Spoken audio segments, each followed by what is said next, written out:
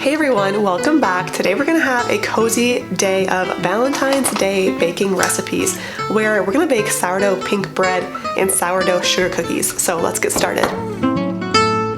For Valentine's Day coming up, I thought it'd be fun to share a couple of baking recipes that you can make with your sourdough starter if you have one. Pink bread has been on my mind for a couple of years. I shared this in my last YouTube video as well, and I finally figured out a way to make my sourdough bread pink naturally without an artificial coloring, and that is with dragon fruit powder.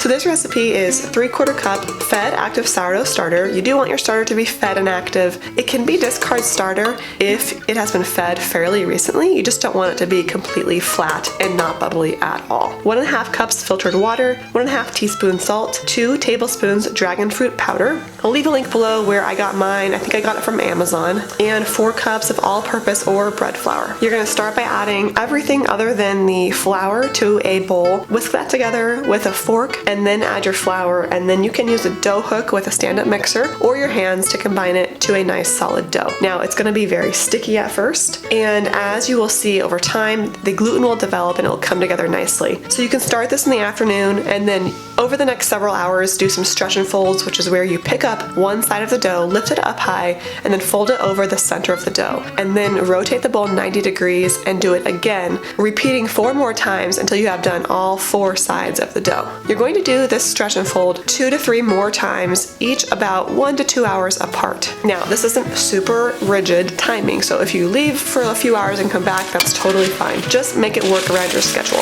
By the end of the night, you'll see that your dough is forming quite nicely and it's not as sticky anymore. Cover it with plastic and let it sit in the fridge overnight for a long ferment. This is what's going to give it that nice sour flavor and make the gluten nice and sourdough. The next day, you're going to pull it out of the fridge and do one more stretch and fold, flip it over, and then shape it into your final dough ball. You're going to let this dough sit on your countertop for 2 to 4 hours before baking. Once ready to bake, preheat the oven to 450 degrees. Preheat the Dutch oven with it. Once the Dutch oven and oven are preheated, take the Dutch oven out and put the sourdough bread on parchment paper in the Dutch oven. When you're ready to bake the bread, you want to sprinkle it with flour and score it using a bread lame. If you don't have a bread lame, you can just use a serrated knife. Bake with the lid on the Dutch oven for about 23 minutes, and then take the lid off and bake for another 13 or 14 minutes. That sounds very specific, but that's just what works for my oven. You might want to adjust a couple minutes here or there. In the recipe that I'm going to link on the blog below, I have a more generic timeline for someone who's a beginner who really needs everything to be step by step, spelled out very, very clearly. So I'm going to leave a link to that below. You can print that out and put it on your countertop until you have memorized the process, and then this will all become much easier. Now we're gonna make the sourdough sugar cookie recipe.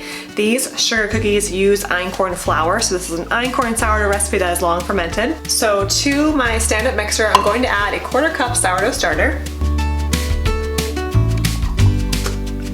1 stick of butter softened to room temperature, 3/4 cup white sugar, 1 room temperature egg, 2 teaspoons of vanilla extract, about 1/8 of a cup of honey or a few tablespoons, the zest from 1 lemon. This lemon zest is really what gives these such a good flavor. And we're gonna put on the whisk attachment and whisk that until it's nicely combined. I like to go pretty fast at first when I'm whisking this up so that the butter breaks up nicely. Next, you're going to add 1/2 teaspoon of baking powder and 1/2 teaspoon of salt and 2 3/4 cup einkorn flour. What's nice about this recipe is you don't have to whisk ingredients together first. It's only really 2 steps, just the wet ingredients and sugar and then the dry ingredients, and it will come together just fine. You don't have to sift the flour.